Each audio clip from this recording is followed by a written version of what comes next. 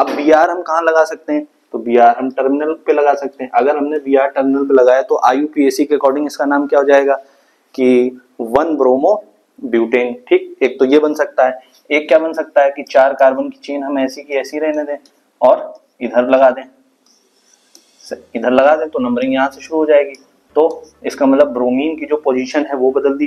तो अब इसके साथ ये क्या हो गया, 2 ब्रोमो ब्यूटेन, इसका नाम क्या हो जाएगा 2 ब्रोमो ब्यूटेन। तो इसका मतलब पोजीशन आइसोमर पॉसिबल है। ठीक, और ऊपर क्या पॉसिबल है 1 ब्रोमो ब्यूटेन। तो पोजीशन आइसोमर पॉसिबल है, तो right the isomers of the compound having formula C4H9Br में ये पॉसिबल है। चाहे तो हम लोग टेट्रावैलेंसी सेटिस्फाई करके देख लें, कार्बन एक बॉन्ड से जुड़ा है तो कितने हाइड्रोजन आएंगे 3, यहाँ पे 2 बॉन्ड से जुड़ा है कितने आएंगे 2, 3 बॉन्ड से जुड़ा है कितने आएंगे 1, और कार्बन एक ही बॉन्ड से जुड़ा है तो कितने हाइड्रोजन आएंगे 3। अब इसको गिनने की कोशिश करें तो 4 तो कार्बन हो गया, हाइड्रोजन कितने हुए 3 2 5 तो 7 3 10, 1 मिनट 3 1 4 तो 6 3 9, हाँ C4H9 और 1 Br। ठीक, ऊपर वाले में करते हैं, कार्बन 1 और 2 बॉन्ड से जुड़ा है तो 2 हाइड्रोजन आएगा, कार्बन 2 बॉन्ड से जुड़ा है तो भी 2 हाइड्रोजन आएगा, और कार्बन 2 बॉन्ड से जुड़ा है फिर 2 हाइड्रोजन आएगा, और यहाँ पे एक ही से जुड़ा है तो 3 हाइड्रोजन आएंगे। काउंटिंग करते हैं तो 1 2 3 4 तो कार्बन हो गया, 3 2 5 तो 7 2 9 हाइड्रोजन हो गया। अब अगर 9 हाइड्रोजन होगा तो फिर से कितना आ गया C4H9Br। तो ये दोनों क्या हो गए आइसोमर्स ऑफ C4H9Br। ठीक है, कौन सा आइसोमेरिज्म शो हो रहा है, पोजीशन आइसोमेरिज्म, क्योंकि फंक्शनल ग्रुप तो सेम ही है। एल्केन की जो कार्बन की चेन है वो कैसी सिंगल बॉन्ड, और फंक्शनल ग्रुप यहाँ पे क्या है हेलो कंपाउंड। ठीक है, तो आई होप ये वाला क्वेश्चन आपको समझ में आ गया होगा। नेक्स्ट क्वेश्चन की तरफ चलते हैं। ठीक है,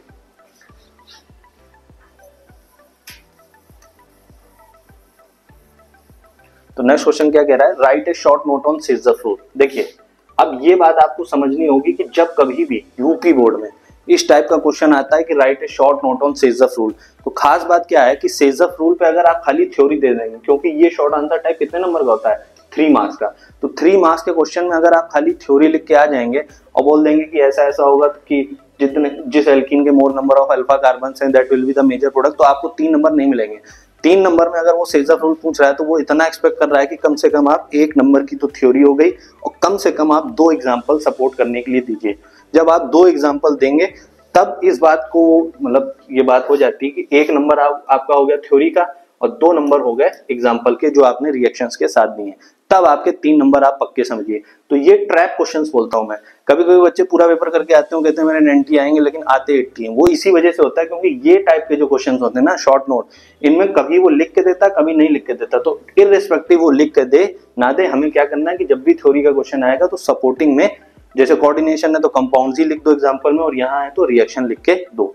जैसे कि मान लीजिए हमें क्या पता है, अब कोऑर्डिनेशन वाला एक हमने ले लिया CH3 CH Br CH2 CH3 alcoholic KOH। अब अगर हमने एल्कोहलिक KOH लिया तो हमें क्या पता है एलिमिनेशन होगा, कैसे डिहाइड्रोएलोजिनेशन, एक बार पॉसिबिलिटी H यहाँ से निकले, एक बार पॉसिबिलिटी H यहाँ से निकले, Br तो यहीं से निकलेगा। तो हमें पता है कि सेजफ रूल के अकॉर्डिंग मेजर प्रोडक्ट कब होगा, मेजर प्रोडक्ट तब होगा कि जब वो वाला हाइड्रोजन निकले कि जब जो एल्कीन है which is linked with more number of alpha hydrogen atom, तो ये वाली एल्कीन में 1 और 2 अल्फा हाइड्रोजन से ये लिंक होगा तो ये वाला होगा मेजर प्रोडक्ट, दूसरा वाला क्या होगा माइनर। तो इस टाइप के 2 एग्जांपल आपको देने जरूरी हैं। दूसरा एग्जांपल देना है, इसके अलावा एक और दे दीजिए, यहीं से कार्बन चेन को एक्सटेंड कर दीजिए CH3 CH Br CH2 CH2 CH3। ठीक, फिर से इसकी रिएक्शन एल्कोहलिक KOH से करा दीजिए। तो फिर 2 ऑप्शन है, इधर से H निकालें या इधर से H निकालें, तो फिर वही सेजफ रूल के अकॉर्डिंग कहां से निकलेगा, इधर से निकलेगा। तो दूसरा कंपाउंड क्या बन जाएगा CH3 CH double bond CH CH2 CH3। ठीक, अब क्योंकि ये 3 नंबर का क्वेश्चन था, 1 नंबर में आपने सेजफ रूल की थ्योरी लिख दी जो डेफिनेशन है जो आपको क्लास में करवाई गई है, और ये 2 एग्जांपल लिख दिए रिएक्शन के साथ। अब आप you can be rest assured that 3 marks will be awarded to you by the board. ठीक है, तो इस तरीके से ये थ्योरी बेस्ड क्वेश्चंस को अटेम्प्ट करना है। प्लीज इनको थोड़ा ध्यान से समझ लीजिएगा एक बार, नहीं तो आप सब करके आएंगे, आपको लगेगा आपके नंबर आने चाहिए बट आएंगे नहीं। ठीक, इस हिसाब से मार्किंग होती है। चलिए नेक्स्ट क्वेश्चन की तरफ चलते हैं।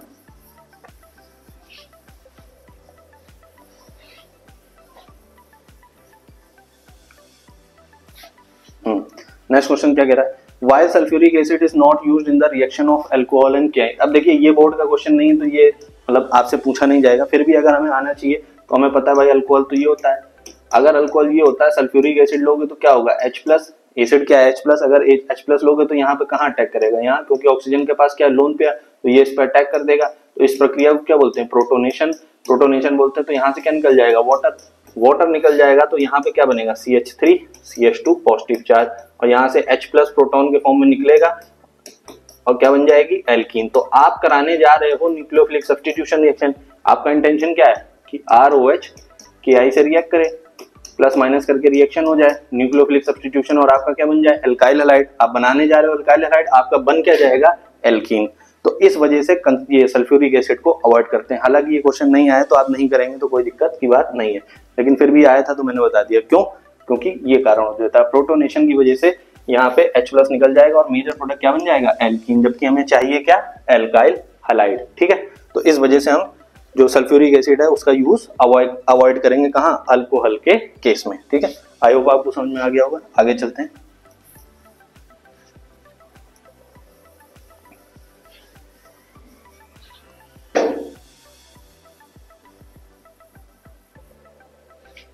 नेक्स्ट क्वेश्चन क्या है। अब ये वाले क्वेश्चन भी देखिए बोर्ड में तो नहीं आए, तो अब हम डिस्कस तो कर भी सकते हैं लेकिन इसकी यूटिलिटी नहीं है। फिर तो ये अनंत सागर है, कितना भी करते जाओ तो जितना यूपी बोर्ड में आ गया अगर आप उतना करके जाते हैं तो 95% आराम से आपका 95-96 नंबर आ जाने वाले हैं। तो हर एक चीज के पीछे चेज हमें नहीं करना है। ठीक है, एनसीईआरटी के बेसिक क्वेश्चन हैं तो इनको कभी बाद में देखेंगे, इस पर ध्यान देते हैं। नेक्स्ट वाला क्वेश्चन क्या कह रहा है, The treatment of alkyl chlorides with aqueous KOH leads to the formation of alcohols, but in the presence of alcoholic KOH alkenes। अब देखिए ये क्वेश्चन कल भी हमने देखा था, तो आप देख रहे हो बार बार कम से कम 5वीं 6ठी बार ये क्वेश्चन रिपीट हो रहा है। तो चलिए फिर से देखते हैं। एल्काइल क्लोराइड की रिएक्शन, एल्काइल क्लोराइड, तो ये हो गया एल्काइल क्लोराइड, एक्वस KOH। अब कल ही मैंने डिस्कस किया था, ये KOH है और कैसा है एक्वस, एक्वस मतलब पानी में डूबा हुआ। तो पानी में डूबा हुआ है तो फिर यहाँ पे क्या होगा न्यूक्लियोफिलिक सब्स्टिट्यूशन रिएक्शन, कैसे, इधर ये माइनस में टूटेगा ये प्लस में, वैसे ही ये माइनस में ये प्लस में। अब कुछ नहीं करना है, सिंपल प्लस माइनस जोड़ तोड़ के लिख दो, क्या बन जाएगा ROH और KCl। ठीक, तो जब आप क्या कह रहा है, the treatment of alkyl chloride aqueous chloride leads to the formation of alcohol, तो ये अल्कोहल बन गया हमारा। ठीक, लेकिन कह रहा है जब अल्कोहलिक KOH होता है तो एल्कीन बन जाता है, ऐसा क्यों। अब कल ही मैंने बताया था, चलिए फिर से देख लेते हैं कि ये एल्काइल क्लोराइड है आपकी और KOH हमने ले लिया कैसा एल्कोहलिक, तो RCl का एग्जांपल ही ले लेते हैं, कैसा ले लें CH3 CH2 Cl ले लेते हैं। चलिए ठीक, ये हो गया।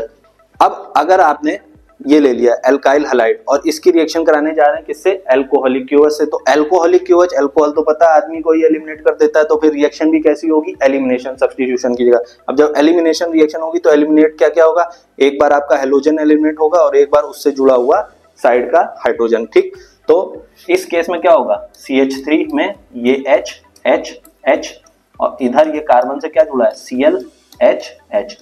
अब जब एल्कोहलिक KOH होता है एक्वस की जगह तो हमें पता है क्या होता है डीहाइड्रोहेलोजिनेशन। अच्छा इसको भी समझ लीजिए, इसको डीहाइड्रोहेलोजिनेशन क्यों बोलते हैं, कहीं दिया होगा शायद नहीं दिया, चलिए कोई बात नहीं। इसी प्रक्रिया को डीहाइड्रोहेलोजिनेशन भी बोलते हैं। डीहाइड्रोहेलोजिनेशन क्यों बोलते हैं, डी का मतलब होता है किसी चीज का निकलना, डी का मतलब किसी चीज का निकलना। अब यहाँ निकल क्या रहा है, हाइड्रोजन निकल रहा है और एक हेलोजन निकल रहा है, क्लोरीन क्या है इज ए हेलोजन। तो क्योंकि ये दोनों चीजें निकल रही तो इसीलिए इसको बोला जाता है डी हाइड्रोहेलोजिनेशन, यानी डी निकला, क्या निकला हाइड्रोजन भी निकला और क्या निकला हेलोजन भी निकला। तो डीहाइड्रोहेलोजिनेशन, ये दोनों चीज निकल गई तो बचा क्या कार्बन और कार्बन के साथ 2 हाइड्रोजन तो CH2 और क्या एक और कार्बन CH2। अब क्योंकि इधर से एक H और एक Cl निकला तो इसकी जगह क्या होगा बॉन्ड ऑर्डर बढ़ जाएगा, बॉन्ड ऑर्डर बढ़ जाएगा तो क्या बनेगा CH2 डबल बॉन्ड CH2 यानी एल्कीन। तो यही तो पूछा उसने। तो ट्रीटमेंट ऑफ एल्काइल हैलाइड ये करोगे तो अल्कोहल बनेगा, जबकि एल्कोहलिक KOH ले लोगे तो एल्कीन बनेगा मेजर प्रोडक्ट। ऐसा क्यों होगा, क्योंकि जब एल्कोहलिक KOH ले लेते हो तो जो रिएक्शन मैकेनिज्म फॉलो हो रही होती है वो कौन सी फॉलो हो रही होती है एलिमिनेशन रिएक्शन, और यहाँ पे कौन सी फॉलो हो रही होती है न्यूक्लियोफिलिक सब्स्टिट्यूशन रिएक्शन। क्योंकि यहाँ पे एलिमिनेशन मैकेनिज्म फॉलो हो रही है, that's why alkene is formed as the major product and here nucleophilic substitution reaction takes place, that's why alcohol is formed as the major product। ठीक है, I hope ये आपको समझ में आया होगा। तो चलिए आगे चलते हैं।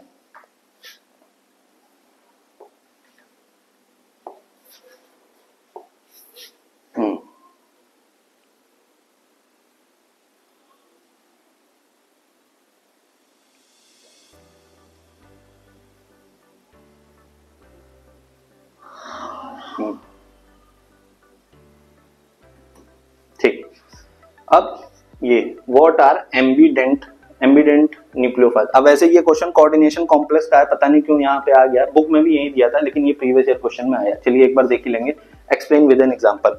देखिए एम्बीडेंट न्यूक्लियोफाइल क्या होता है, देखो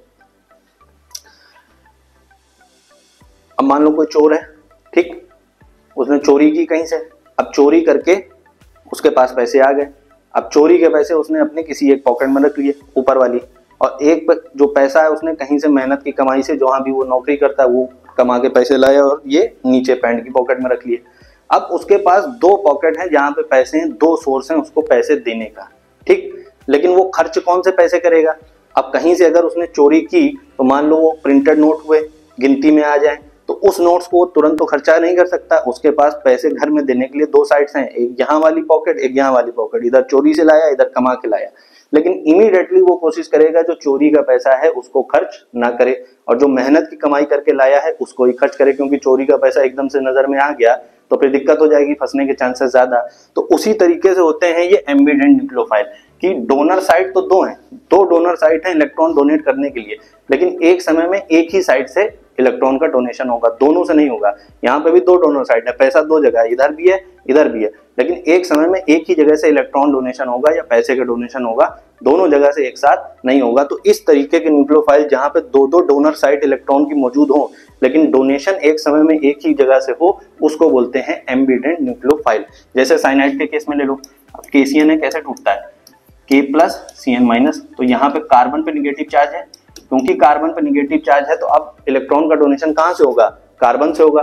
तो साइनाइड के केस में जब होगा, जब साइनाइड बनती तो कार्बन से इलेक्ट्रॉन का डोनेशन, लेकिन अगर आइसोसाइनाइड बन रहा हो AgC, जब Ag के साथ रिएक्शन होती है तो क्या बनता है, आइसोसाइनाइड। तो जब आइसोसाइनाइड हमारा बन जाता है ये वाला बॉन्ड, ठीक, तो उस केस में जो डोनेशन ऑफ इलेक्ट्रॉन होता है वो कहां से होता है, नाइट्रोजन से होता है। तो ये किसका एग्जांपल हो गया, एम्बीडेंट न्यूक्लियोफाइल, कि एक समय में या तो कार्बन ही, अगर ये साइनाइड फॉर्म में एग्जिस्ट करेगा तो कार्बन से इलेक्ट्रॉन का डोनेशन होगा, अगर ये आइसोसाइनाइड के फॉर्म में एग्जिस्ट करेगा तो नाइट्रोजन से इलेक्ट्रॉन का डोनेशन होगा, दोनों से एक साथ नहीं होगा। ऐसा नहीं हो सकता कि सेम समय में कार्बन और नाइट्रोजन दोनों ही इलेक्ट्रॉन डोनेट कर रहे हो। तो इस टाइप के जो न्यूक्लियोफाइल होते हैं, न्यूक्लियोफाइल मतलब जिसके पास जरूरत से ज्यादा इलेक्ट्रॉन होते हैं, तो उसकी पहचान क्या होती है, उस पर नेगेटिव चार्ज, अगर नेगेटिव चार्ज है तो न्यूक्लियोफाइल, अगर किसी चीज पे पॉजिटिव चार्ज है जैसे Cl+, जैसे CH3+, तो वो क्या होता है, इलेक्ट्रोफाइल। इलेक्ट्रोफाइल मतलब इलेक्ट्रॉन की कमी, भिखारी टाइप।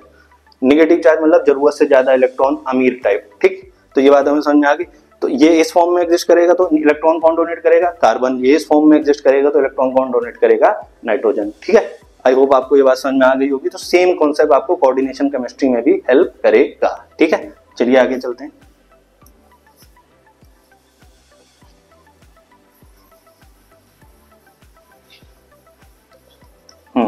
तो नेक्स्ट क्वेश्चन क्या है, right short notes on Grignard's reagent. अब शॉर्ट नोट्स लिखा है और ये 3 नंबर का क्वेश्चन है, शॉर्ट, अभी भी हम शॉर्ट आंसर टाइप क्वेश्चंस में हैं।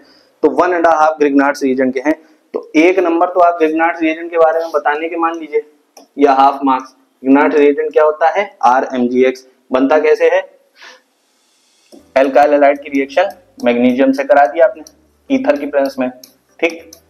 तो क्या बन गया आपका ग्रिग्नार्ड्स रिएजेंट।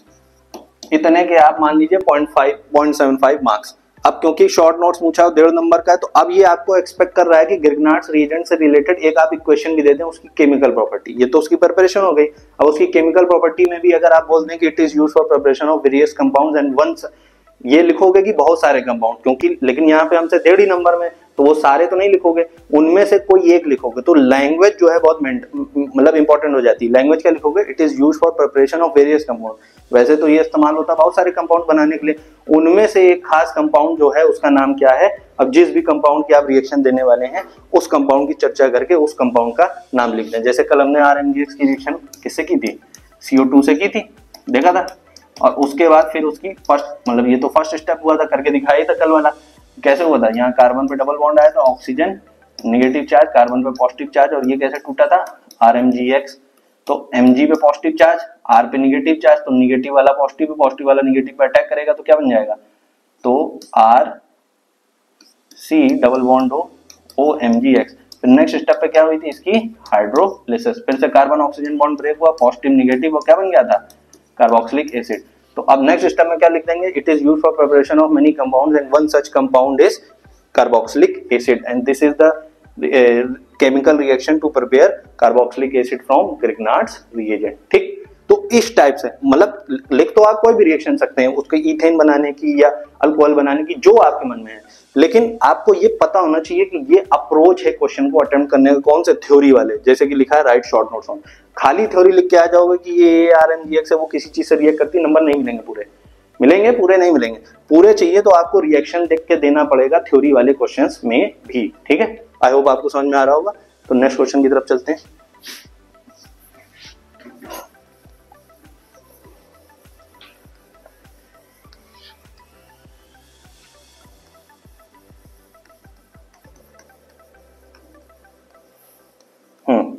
तो नेक्स्ट क्वेश्चन क्या है भाई, फिटिंग रिएक्शन। फिटिंग नहीं है यहाँ पे, जो क्वेश्चन है फिटिंग है। ठीक, अब हम सबने वर्ड्स रिएक्शन पढ़ी है, कल देखी थी, तो वैसे ही फिटिंग होती है।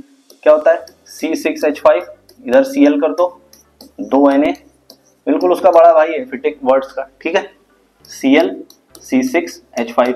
अब कल क्या था, C6H5 की जगह क्या था, CH3 था, बस इतना ही फर्क था। वही ड्राई ईथर, ईथर लिखो ना लिखो, कल ही बता दिया था, बहुत ज्यादा फर्क नहीं पड़ता, कुछ लूट जाने वाला नहीं है।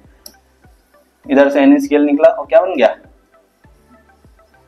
ये 2 फिनाइल ग्रुप आपस में बन गए। ठीक, इसको क्या बोलेंगे, डाई फिनाइल। हो गया, सिंपल क्वेश्चन है। वर्ड्स फिटिंग और एक होती है वर्ड्स फिटिंग, ये तीनों तो देखिए आपके टिप्स पे होनी चाहिए। अगर हेलो एरीन चैप्टर आप पढ़ रहे हो और ये तीनों नहीं आते हैं तो फिर दिक्कत की बात है, क्योंकि ये भाई उसके चहेते क्वेश्चन है बोर्ड के, बार बार हर साल ही घुमा फिरा के ये सवाल आते हैं। तो ये तीनों रिएक्शन आपको आनी चाहिए, कौन सी, वर्ड्स फिटिंग और वर्ड्स फिटिंग रिएक्शन। ठीक, तो चलिए ये तो इजी क्वेश्चन था। तो देखिए अटेम्प्ट कैसे करना है, अटेम्प्ट ऐसे करना है कि पहले रिएक्शन अपने दिमाग में आ जानी चाहिए कि अच्छा फिटिंग रिएक्शन पूछी तो हमें ये रिएक्शन लिख के देना है। अब ये रिएक्शन हम नीचे पहले लिख देंगे। ठीक, पहले ये नहीं लिखेंगे, ये रिएक्शन को लिखेंगे नीचे, और अब जो चीज हमने इस्तेमाल की है उसी को थ्योरी में लिख देंगे। तो थ्योरी भी याद करने की जरूरत नहीं है। तो थ्योरी कैसे लिखोगे, when 2 moles of phenyl chloride, ठीक है, when 2 moles of phenyl chloride या aryl chloride is mixed with 2 moles of sodium in presence of dry ether। अगर याद है तो ठीक है, नहीं तो छोड़ दो बस। when 2 moles of sodium reacts with 2 moles of क्या है, phenyl chloride, then diphenyl is formed as the major product। ठीक, इतना तुम 3 लाइन की इंग्लिश लिख दो, फिर उसकी केमिकल रिएक्शन लिख दो, केमिकल रिएक्शन में रिएक्टेंट और प्रोडक्ट का नाम लिख दो। इतना कर दोगे तो एग्जामिनर के पास इतना समय नहीं कि वो तुम्हारी थ्योरी पढ़े, तो उसकी जो नजर है वो सीधे तुम्हारी रिएक्शन पे चली जाएगी और वो देख लेगा कि हाँ भाई इसको फिटिंग रिएक्शन आती है क्योंकि इसने रिएक्शन लिख ली। तो वो इंग्लिश पढ़ेगा नहीं, इंग्लिश पढ़ेगा नहीं तो बच जाओगे। तो गलत सलत भी लिखी तो भी कोई बात नहीं, तुम्हें पूरे नंबर वो अवॉर्ड कर देगा। तो ये होता है प्रेजेंटेशन का तरीका। ठीक है, आई होप आपको समझ में आ रहा होगा। तो इस तरीके से क्वेश्चन को अटेम्प्ट करना है। क्वेश्चन कराना बड़ी बात नहीं, वो तो आप किताब से भी देख लोगे, ये समझते चलो कि अटेम्प्ट कैसे करना है मैक्सिमम मार्क्स लाने के लिए। ठीक है, आगे चलते हैं।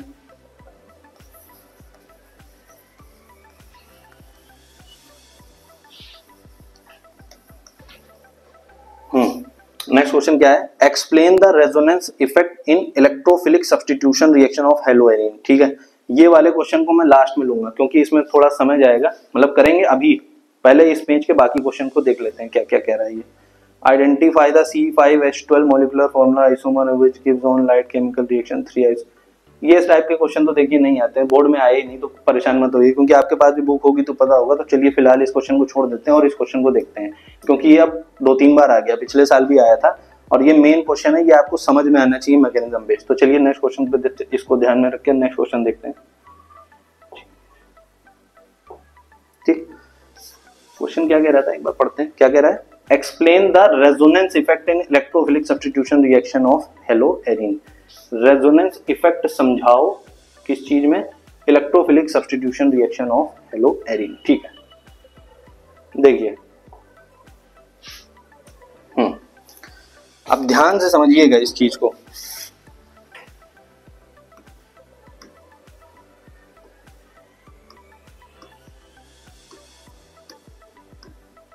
ये हो गया हमारा क्लोरीन। ठीक, अब हमें क्लोरोबेंजीन में रेजोनेंस इफेक्ट समझाना है। इससे पहले हमें प्री रिक्विजिट क्या 11th में हमने पढ़ा, क्लोरीन पे इंडक्टिव इफेक्ट कैसा होता है -I, लेकिन मीजोमेरिक इफेक्ट कैसा होता है +M, और डोमिनेंट कौन सा होता है +M। तो हमें ये पता है क्लोरीन पे +M इफेक्ट होता है। +M मतलब इलेक्ट्रॉन डोनेटिंग नेचर। तो ये क्या करेगा, पूरी बेंजीन रिंग पे इलेक्ट्रॉन डोनेट करेगा। अब कैसे करेगा जरा समझते हैं। हमें ये तो पता है इसके पास 3 लोन पेयर ऑफ इलेक्ट्रॉन्स होते हैं, ठीक। अब इसके पास लोन पेयर है और इसका प्लस m अगर करेक्टर है तो ये क्या करेगा, इलेक्ट्रॉन को डोनेट करेगा, कहाँ करेगा, बेंजीन के रिंग पे। तो ये अगर इलेक्ट्रॉन डोनेट करेगा तो इस तरीके से यहाँ इलेक्ट्रॉन डोनेशन होगा और ये फर्दर इलेक्ट्रॉन का डीलोकलाइजेशन इस नोड पे ये कार्बन आएगा, ठीक। जब इलेक्ट्रॉन का डोनेशन हो गया तो क्लोरीन का ये जो लोन पेयर है ये इधर आया तो इधर आ गया डबल बॉन्ड, तो ये शेयरिंग हो गई कार्बन और क्लोरीन के बीच में, तो यहाँ आया डबल बॉन्ड। लेकिन इस जो शेयरिंग वाला इलेक्ट्रॉन है इस पे पूरा पूरा हक किसका था, क्लोरीन का।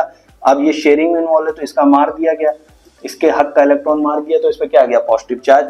और ये जो डबल बॉन्ड वाला इलेक्ट्रॉन है, डबल बॉन्ड वाला जो पहले कार्बन और कार्बन शेयरिंग में था, तो अब ये फर्दर पूरा इसकी तरह ट्रांसफर हो गया है तो इस पे आ गया निगेटिव चार्ज जरूरत से ज्यादा। और इस कार्बन की क्या स्थिति है, एक तरफ से इस कार्बन के पास इलेक्ट्रॉन आया और एक तरफ से इस कार्बन का जो इलेक्ट्रॉन है वो इधर शेयरिंग में चला गया। तो एक तरफ से इलेक्ट्रॉन आया और एक तरफ से चला गया तो इस कार्बन की सेहत पे कोई फर्क नहीं पड़ा। इस कार्बन का इस क्लोरीन का मार दिया गया तो इस पे पॉजिटिव चार्ज, और इस कार्बन पे शेयरिंग वाला पूरा पूरा आ गया तो इस पे क्या आ गया, निगेटिव चार्ज, ठीक। आई होप ये फर्स्ट स्टेप आपको समझ में आया होगा। ये इसका पहला रेजोनेटिंग स्ट्रक्चर है, ये दूसरा, और बाकी हम वो डबल बॉन्ड और double bond as it is दिखा देंगे, ठीक। अब नेक्स्ट स्टेप में क्या होगा, इस पे आया निगेटिव चार्ज तो ये फर्दर इलेक्ट्रॉन यहाँ पे डोनेट करेगा और ये फर्दर इलेक्ट्रॉन का डीलोकलाइजेशन, ठीक। तो इसको आप कैसे लिख सकते हैं,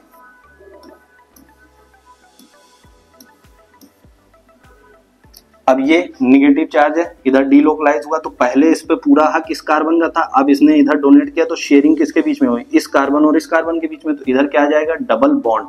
और इन दोनों के बीच जो इलेक्ट्रॉन था शेयरिंग वाला वो पूरा का पूरा इसकी तरफ ट्रांसफर हो गया तो इस पे क्या आ जाएगा, निगेटिव चार्ज, क्योंकि इसके पास आ गया एक्स्ट्रा इलेक्ट्रॉन और इस कार्बन के पास एक तरफ से इलेक्ट्रॉन आया तो एक तरफ से चला भी गया तो इस कार्बन की सेहत पे कोई फर्क नहीं पड़ा। और इधर क्या आ गया, डबल बॉन्ड, इधर एज इट इज क्लोरीन पे पॉजिटिव चार्ज, ठीक। तो ये हो गया तीसरा स्ट्रक्चर। फिर क्या, सेम चीज, इधर से इधर इलेक्ट्रॉन का, इधर से इधर इलेक्ट्रॉन का ट्रांसफर, ठीक, सेम ही चीज है। इधर ट्रांसफर हो गया तो इधर आया डबल बॉन्ड और इधर हो गया तो पूरा पूरा इसके पास आ गया तो इसके पास क्या आ गया, निगेटिव चार्ज, क्लोरीन पे पॉजिटिव चार्ज, ठीक। फर्दर इलेक्ट्रॉन का ट्रांसफर और ये फर्दर डीलोकलाइजेशन हो गया, ये हुआ, ये हुआ, ये हुआ, ये हुआ, ये हुआ, क्लोरीन हो गया।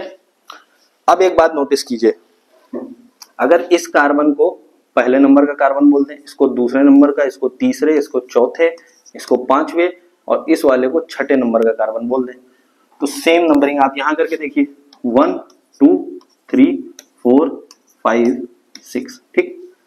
आप पाएंगे अगर यहाँ पे जब रिएक्शन शुरू हुई थी यहाँ पे पहले और दूसरे नंबर के कार्बन के बीच में बॉन्ड कैसा है, सिंगल, वहां पहुंचते पहुंचते पहले और दूसरे कार्बन के बीच में बॉन्ड कैसा है, डबल, ये जो है अब डबल हो गया।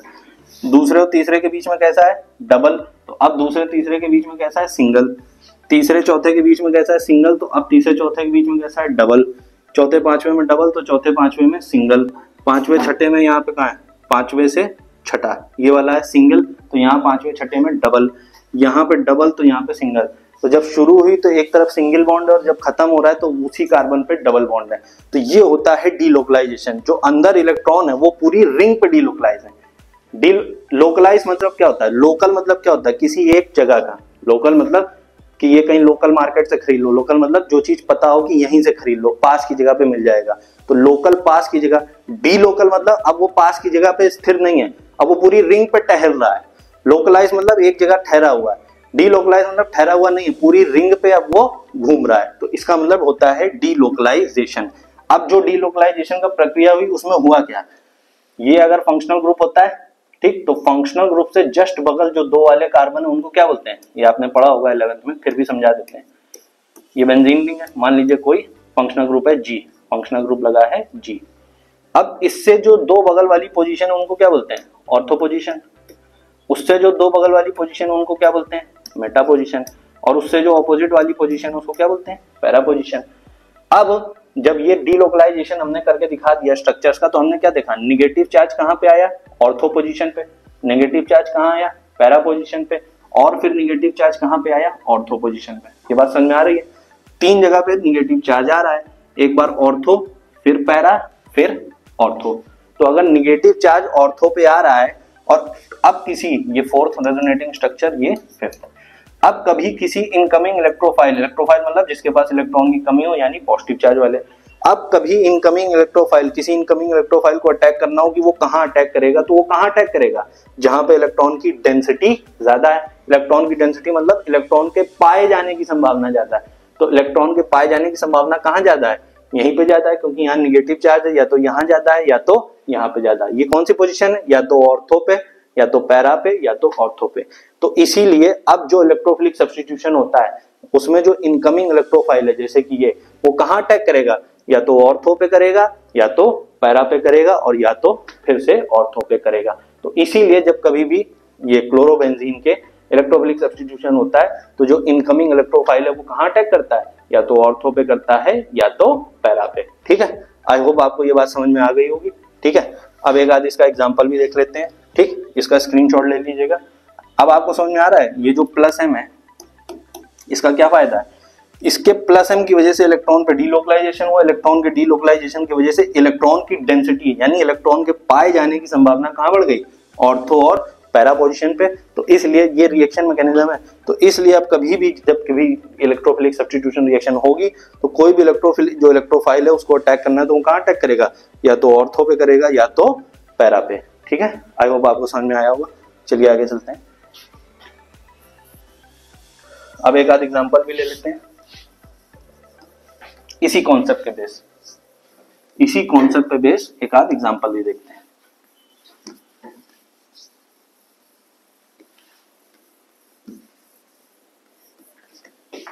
देखिए, अब सबसे पहले हमारे सिलेबस में हैलोजिनेशन है तो ये क्लोरीन हो गई। अब क्लोरीन का अटैक होना है, ये हमें पता है LCl3 की प्रेजेंस में होता है। अब क्लोरीन कैसे टूटेगा, एक टूटेगा Cl-, एक टूटेगा Cl+। हमें पता है जब हमने मैकेनिज्म देखी तो इलेक्ट्रॉन की डेंसिटी कहां बढ़ेगी, एक बार ऑर्थो पे बढ़ेगी, ये ऑर्थो है, और एक बार पैरा। तो इनकमिंग इलेक्ट्रोफाइल के पास दो मौके हैं, या तो वो ऑर्थो पे अटैक करे या तो पैरा पे। तो जब वो ऑर्थो पे अटैक करेगा, मान लो इनकमिंग इलेक्ट्रोफाइल जो है प्लस वाला वो ऑर्थो पे अटैक करेगा तो यहाँ पे आके जुड़ेगा एक बार, और एक बार इक्वल प्रोबेबिलिटी ये है कि वो एक बार पैरा पे आके अटैक कर दे। तो यहाँ पे जब वो क्लोरो आके जुड़ेगा तो यहाँ पे पहले से क्या था, हाइड्रोजन, वो हाइड्रोजन निकलेगा H+, और वो H+ Cl- के साथ रिएक्ट करके क्या बना लेगा, HCl। लेकिन जैसा कि मैं समझाता हूँ ऑर्गेनिक केमिस्ट्री में माइनर प्रोडक्ट का कोई मतलब नहीं होता, लिखो ना लिखो कोई मतलब नहीं, बैलेंसिंग की भी जरूरत नहीं ऑर्गेनिक में, हमें सिर्फ मेजर प्रोडक्ट से ध्यान देना है। ठीक, ये तो था रिएक्शन, तो एक बार समझा दिया ताकि बार बार की जरूरत ना पड़े। तो इन चीजों से हमें कोई भी मतलब नहीं ऑर्गेनिक केमिस्ट्री में, मेजर प्रोडक्ट और बैलेंसिंग की भी जरूरत नहीं। एक बात तो इनकमिंग इलेक्ट्रोफाइल ने ऑर्थो पे और पैरा पे अटैक कर दिया। अब दूसरा सवाल कि इन दोनों में भी मेजर प्रोडक्ट कौन, तो ये कल भी बताया था, ये जो है अगर इसको इधर से आके अटैक करना है तो पूरा इधर से ऑब्स्ट्रक्शन है। क्या है ऑब्स्ट्रक्शन, मतलब स्टेरिक हिंड्रेंस। जबकि इस पे क्लोरीन को यहां से आके अटैक करना है तो पूरा 270 डिग्री का खुला मैदान है, बस ऊपर से ऑब्स्ट्रक्शन है, इधर से भी आ सकता है, इधर से भी आ सकता है, नीचे से भी आ सकता है।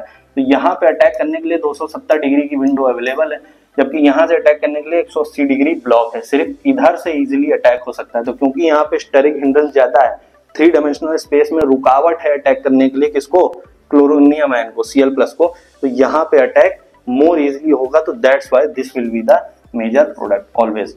जब भी ऑर्थो पैरा दोनों बन रहे होंगे तो हमेशा मेजर प्रोडक्ट कौन सा होगा, पैरा। कारण क्या है, reason due to less steric hindrance, रुकावट कम है यहाँ पे। ठीक है, आई होप आपको समझ में आ रहा होगा।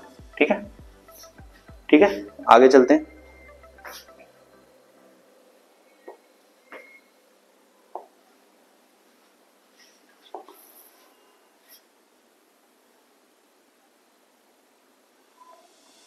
अरे यार थोड़ा सा नीचे, ठीक। नेक्स्ट क्वेश्चन क्या है, explain the mechanism of monomolecular nucleophilic substitution reaction SN1 and bimolecular nucleophilic SN2 reaction in haloalkane by example. ठीक है, अब इसमें तो कम से कम 20-25 मिनट लगेगा, तो इस क्वेश्चन को लास्ट में लेते हैं, पहले बाकी देख लेते हैं और फिर इसको करते हैं। ठीक है, चलिए देखें। नेक्स्ट क्या है, राइट शॉर्ट नोट ऑन, फिर से वही शॉर्ट नोट ऑन टाइप्स के क्वेश्चन आ गए। तो मैंने समझाया था कि भाई क्वेश्चन पहले देख लिया करो कितने मार्क्स का, शॉर्ट आंसर टाइप है तो 3 या 4 मार्क्स का होगा, तो उसी हिसाब से उसको डील करना है। अब right short notes on words fitting, मैं पहले ही कह रहा था फिटिंग वर्ड्स रिएक्शन और वर्ड्स फिटिक तीनों ही बोर्ड की फेवरेट रिएक्शन है, तो अच्छे से करके जानी, छोड़नी एक भी नहीं है। तो वर्ड्स फिटिक क्या होता है भाई, खिचड़ी होती है, आधा वर्ड्स में ये लेते हैं और आधा फिटिक में क्या लेते हैं, फिटिक में ये लेते हैं, पीछे ही देखा। तो ये क्या होता है, दोनों की खिचड़ी, बीच में ड्राई ईथर भी है, 10 बार समझा चुका हूँ, लिखो ना लिखो कोई फर्क नहीं पड़ता, कुछ लुट जाने वाला नहीं है। NaCl निकल गया और क्या बना, CH3C6H5। अब CH3C6H5 हो, इसको मिथॉक्सी बेंजीन भी कहते हैं या फिर इसका कॉमन नाम टॉलिन, जिससे जो भी याद हो वो लिख के काम चला लो। लेकिन बहुत से बच्चे मैंने देखा है कि रिएक्टेंट और प्रोडक्ट के नाम नहीं लिखते हैं और फिर उनको पूरे नंबर नहीं मिलते, उनके समझ में नहीं आता भाई पूरे नंबर क्यों नहीं मिल रहे। एग्जामिनर को क्या पता कि ये तुमने अपनी दिमाग से किया है कि रट के आए थे कि नकल मार ली है। जब तक नाम नहीं लिखोगे उसको क्या पता कि तुमको ये रिएक्शन आती है। तुम रट के आए हो कि केमिस्ट्री तुम्हें आती भी है, समझ के आए, उसको कैसे पता चलेगा जब तक नाम नहीं लिखोगे। तो नाम लिखना इज वेरी इंपॉर्टेंट, ठीक है। तो इसका नाम क्या होता है, या तो टॉलिन या फिर मिथॉक्सी बेंजीन, ठीक। तो शॉर्ट नोट्स लिखा है तो वही शॉर्ट नोट्स है, पहले रिएक्शन को दिमाग में रखो, इसी रिएक्शन को ऊपर एक्सप्लेन कर दो। क्या, when methyl chloride and phenyl chloride reacts with 2 moles of sodium in presence of dry ether, then toluene or methoxybenzene is formed as the major product and this reaction is known as Wurtz-Fittig reaction।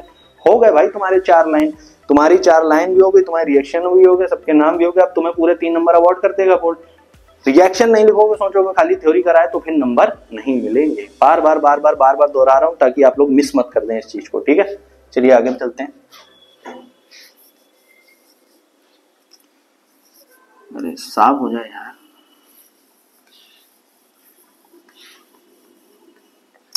चलिए next question देखते हैं, क्या है Friedel-Crafts reaction, ठीक है।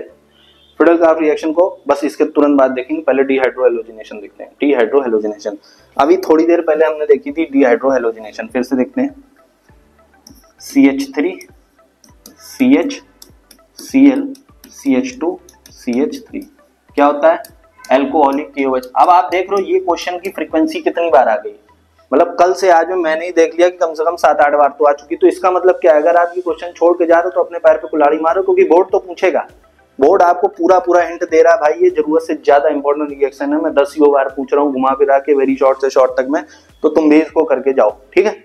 नहीं आता है तो रट के जाओ, सीधी बात ये, क्योंकि मैं तो ये पूछूंगा, बोर्ड आपको ये हिंट दे रहा है। तो चलिए डीहाइड्रोहेलोजिनेशन, जैसे कि मैंने पहले भी समझाया, डी मतलब किसी चीज को निकालना, निकाल देना। किसको निकालना है, एक तो हाइड्रो को निकालना है यानी हाइड्रोजन को निकालना है, और किसको निकालना है, हेलोजन को निकालना है, ठीक, सॉरी हेलोजन को निकालना है। एशन मतलब ये प्रक्रिया, तो निकालना किसको, हाइड्रोजन और हेलोजन को निकालने की प्रक्रिया को क्या बोलते हैं, डीहाइड्रोहेलोजिनेशन। किसके प्रेजेंस में होती है, एल्कोहलिक KOH।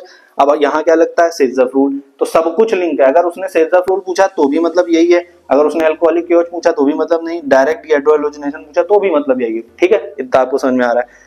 अब देख तो हम चुके हैं, सेज़र रूल लगेगा, एक बार हाइड्रोजन इधर से, एक बार हाइड्रोजन इधर से, जब इधर से निकलेगा तो मेजर प्रोडक्ट, इधर से निकलेगा तो माइनर प्रोडक्ट। अब क्योंकि ये 4 नंबर का, तो भाई माइनर प्रोडक्ट भी बना के बता दो, बोल दो वहां पे एक ही अल्फा हाइड्रोजन है, समझ रहे हो। जब ये 4 नंबर का क्वेश्चन है तो एक काम करो, CH2 डबल बॉन्ड CH, भाई रिएक्शन तो 10वीं बार आप देख चुके हैं, उसमें तो कोई डाउट नहीं।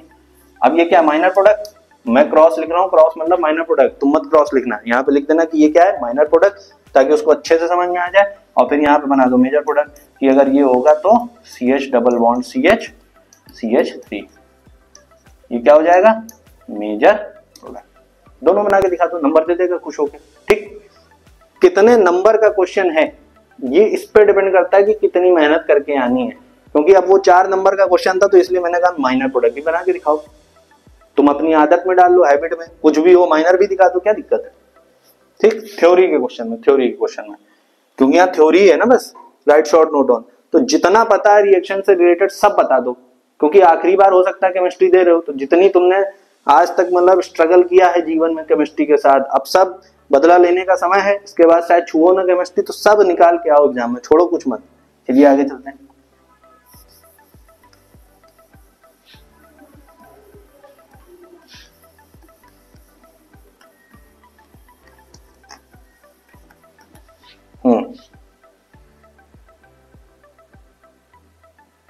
अब ये जो क्वेश्चन है, write a short note on dichloromethane tetrachloromethane iodoform DDT, भाई ये बोर्ड में तो नहीं आया, तो फिर ये आने की प्रोबेबिलिटी नहीं, फिर भी समझा देता हूँ, कभी आ ही जाए। अब डाइक्लोरोमीथेन ये, इसमें क्या है, कुछ नहीं है भाई, अपने मन से जो इससे रिलेटेड तुम्हें आता हो, अगर इसका क्लोरीनेशन करोगे भाई, ये तो 10th में रिएक्शन पड़ी थी, क्लोरीनेशन करोगे तो क्या बन जाएगा, क्लोरोफॉर्म। इसका रिडक्शन ही करने पे आ जाओ, रिडक्शन करोगे तो क्या बन जाएगा, CH3Cl। दोनों रिएक्शन लिख दो, 2 नंबर की, हो गया 2 नंबर। 2 नंबर से ज्यादा का तो नहीं है ना भाई। 4 नंबर का क्वेश्चन है, शॉर्ट फॉर्म इसका इसका इसका पूछा, अच्छा चारों का पूछा, तो यानी एक ही नंबर का एक क्वेश्चन हुआ, तो एक ही कोई रिएक्शन लिख दो।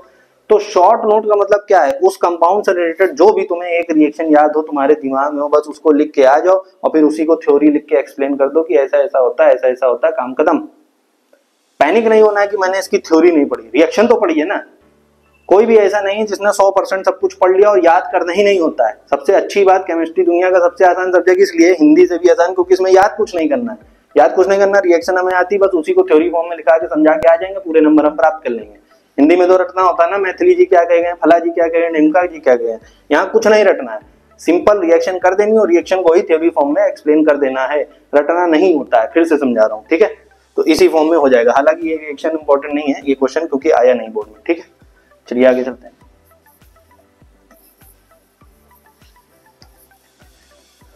हाँ, अब ये जो क्वेश्चन आया था इसको आराम से तसल्ली से देखेंगे क्योंकि 15-20 मिनट लगने वाले हैं। Explain the mechanism of SN1 and SN2 reaction. चलिए देखते हैं, 1 मिनट, पीछे खाली स्लाइड थी एक, ठीक है। SN1 SN2 देखते हैं, ठीक है। ध्यान से समझ लीजिएगा SN1 SN2, ठीक है। चलिए शुरू करते हैं। सबसे पहले लिखते हैं SN1। अरे यार पेन लेना, ठीक। सबसे पहले SN1। SN1 की खास बात क्या है, इसको सबसे पहले तो SN1 ही क्यों कहते हैं। SN1 का मतलब, S का मतलब सब्स्टिट्यूशन, N का मतलब न्यूक्लियोफिलिक और 1 का मतलब यूनिमोलिकुलर। 1 का मतलब यूनिमोलिकुलर, ऐसा ही नहीं SN1 दे दिया, हर चीज का मतलब है सब्स्टिट्यूशन, न्यूक्लियोफिलिक, यूनिमोलिकुलर, ठीक। अब सब्स्टिट्यूशन वाली रिएक्शन हमें समझनी है, ध्यान से देखते हैं। उसने कहा एग्जांपल के साथ समझाओ। मान लीजिए ये थी रिएक्शन CH3Cl और उसकी रिएक्शन या CH3OH KX से, कौन सी वाली, एक्वस KOH वाली रिएक्शन थी ना, CH3Cl एक्वस KOH। हाँ तो Cl ले लेते हैं, एक मिनट रुकिए, बार बार बोर्ड कौन सी रिएक्शन पूछता है, चहती KOH एक्वस, ठीक है। कैसे टूटता है, प्लस माइनस, कैसे टूटता है, माइनस प्लस। तो न्यूक्लियोफाइल ही आके अटैक करेगा, ये तो यहाँ का वैसा का वैसा है, ये एक न्यूक्लियोफाइल, ये एक न्यूक्लियोफाइल, तो इनकमिंग न्यूक्लियोफाइल इसको रिप्लेस करेगा और क्या बन जाएगा, CH3OH, ठीक। तो ये हो गया एग्जांपल। अब इसकी जरा मैकेनिज्म समझने की कोशिश करते हैं, ध्यान से देखते हैं।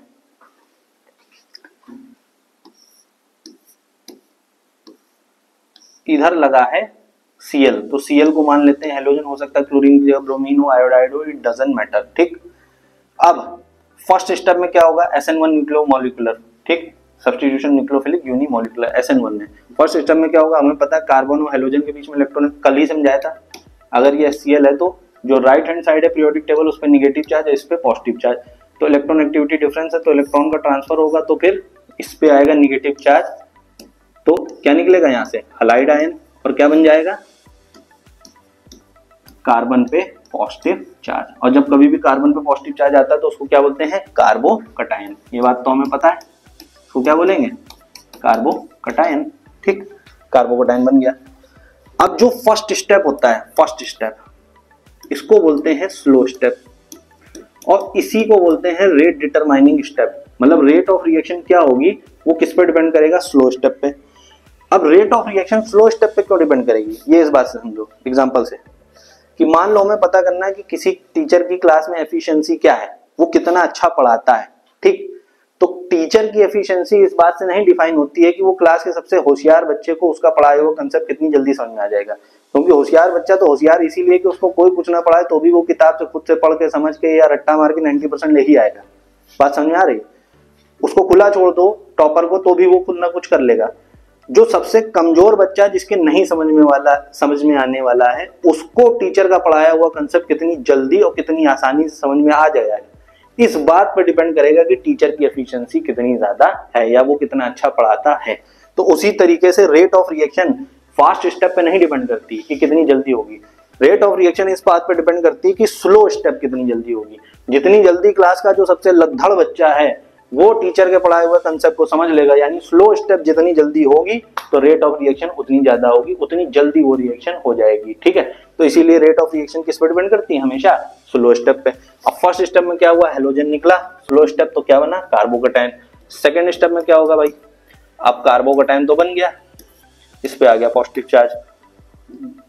सेकेंड स्टेप में न्यूक्लियोफाइल को अटैक करना है, ये न्यूक्लियोफाइल है, अब न्यूक्लियोफाइल को अटैक करना है नेक्स्ट स्टेप में। ठीक, अब ये है हमारा फास्ट स्टेप, ये क्या है, फास्ट स्टेप। अब न्यूक्लियोफाइल को अटैक करने के दो तरीके हैं, या तो न्यूक्लियोफाइल इधर से अटैक कर दे राइट हैंड साइड से, या तो न्यूक्लियोफाइल इधर से अटैक कर दे लेफ्ट हैंड साइड से। दोनों की इक्वल प्रोबेबिलिटी है, दोनों तरफ से बराबर मौका है थ्री डायमेंशनल स्पेस में, या तो वो इधर से आके अटैक करे या तो इधर से आके अटैक करे, और दोनों की बराबर प्रोबेबिलिटी है।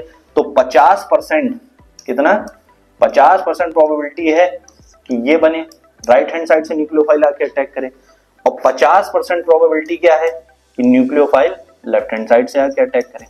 ठीक, फंक्शनल ग्रुप, यहाँ पे ये फंक्शनल ग्रुप लगा था CH3Cl। अब ये कार्बन से राइट हैंड साइड जाने के बाद न्यूक्लियोफाइल अगर मिल रहा है तो फिर डेक्स्ट्रो रोटेटरी, मतलब राइट हैंड साइड घूमने पे, इधर से लेफ्ट हैंड साइड घूमने पे मिल रहा है तो इसको बोलते हैं लीवो रोटेटरी। दो आइसोमर मिले, एक तो dextrorotatory right hand side घूमने पे, एक लेफ्ट हैंड साइड घूमने पे, दोनों की प्रोबेबिलिटी कितनी है, 50% ये 50% ये।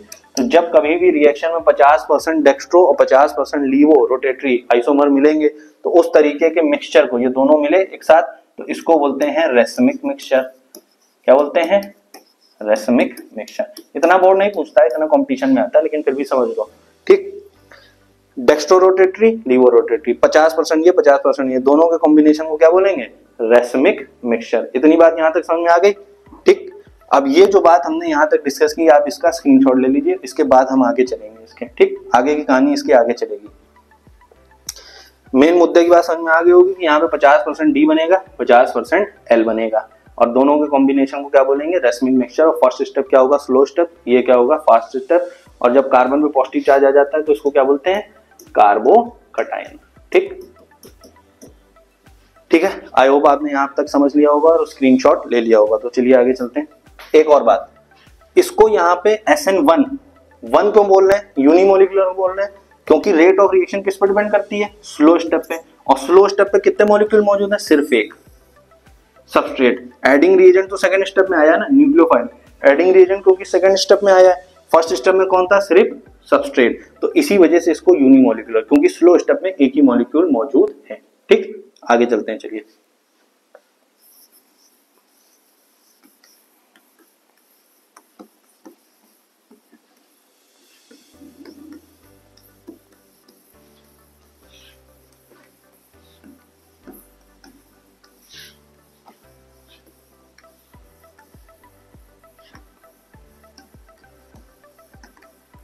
अब यहां तक आपको समझ में आ गया होगा। ठीक है, अब आगे चलते हैं।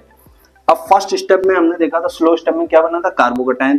तो रेट ऑफ रिएक्शन जो है आर, रेट ऑफ रिएक्शन किस पर डिपेंड कर रहा है कि रेट फर्स्ट स्टेप में बन क्या रहा है, स्लो स्टेप जो है वहां पे क्या बन रहा है, कार्बोकैटायन। तो रेट ऑफ रिएक्शन, रेट मतलब कितनी जल्दी ये रिएक्शन होगी, ये किस बात पर डिपेंड कर रहा है कि कितनी जल्दी स्लो स्टेप हो जाए। और स्लो स्टेप में हो क्या रहा है, कार्बोकैटायन बन रहा है। तो एक तरीके से रेट ऑफ रिएक्शन किस पर डिपेंड कर रही है, rate of formation of carbocation. Rate of reaction कितनी जल्दी होगी, किस पे बात डिपेंड करेगी, रेट ऑफ की स्लो स्टेप जल्दी हो जाए, स्लो स्टेप में हो क्या रहा है, कार्बोकैटायन बन रहा है। तो रेट ऑफ रिएक्शन इवेंचुअली किस पे डिपेंड करेगी, directly proportional to rate of formation of carbocation. जितनी जल्दी कार्बोकैटायन बनेगा उतनी जल्दी रेट ऑफ रिएक्शन होगी। अब फॉर्मेशन ऑफ कार्बोकैटायन, कार्बोकैटायन खुद जल्दी बनेगा, ये किस बात पे डिपेंड करेगा। ठीक, कार्बोकैटायन तो बनेगा, अब कार्बोकैटायन बनने की टेंडेंसी किस बात पर डिपेंड करेगी, रिएक्शन हमें पता है 11 से पढ़ते आ रहे हैं, स्टेबिलिटी की तरफ भागती है। जितना ज्यादा स्टेबल कार्बोकैटायन होगा वो उतना ज्यादा और उतनी जल्दी बनेगा। तो rate of formation of carbocation किस पर डिपेंड करेगा, ये इन टर्न विल डिपेंड करेगा स्टेबिलिटी ऑफ कार्बोकैटायन। जितना ज्यादा स्टेबल कार्बोकैटायन है उतनी ज्यादा और उतनी जल्दी वो बनेगा, उतनी ज्यादा मात्रा में और उतनी जल्दी बनेगा। तो इनडायरेक्टली या डायरेक्टली अब हम कह सकते हैं कि रेट ऑफ रिएक्शन किस पर डिपेंड करने वाली है, स्टेबिलिटी ऑफ कार्बोकैटायन। ये बात समझ में आ रही है।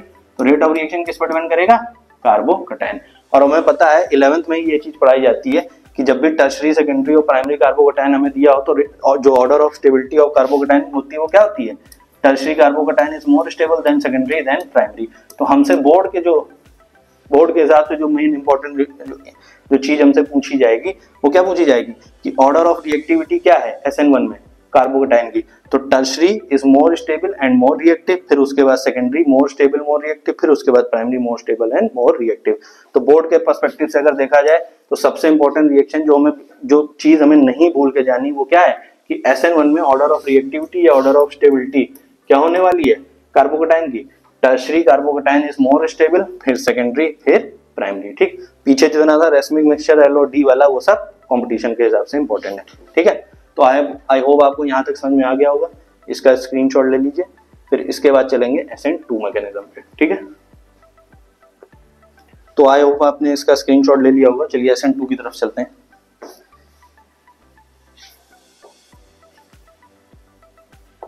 चलिए SN2, अब नाम से ही पता चल रहा है वहां पे SN1 था तो सब्स्टिट्यूशन न्यूक्लियोफिलिक यूनिमोलिकुलर, यहाँ SN2 है तो सब्स्टिट्यूशन न्यूक्लियोफिलिक बायमोलिकुलर। ठीक, 2 मतलब 2 कंपाउंड मौजूद है। ठीक, अब देखते हैं यहाँ पे क्या बन रहा होगा। अब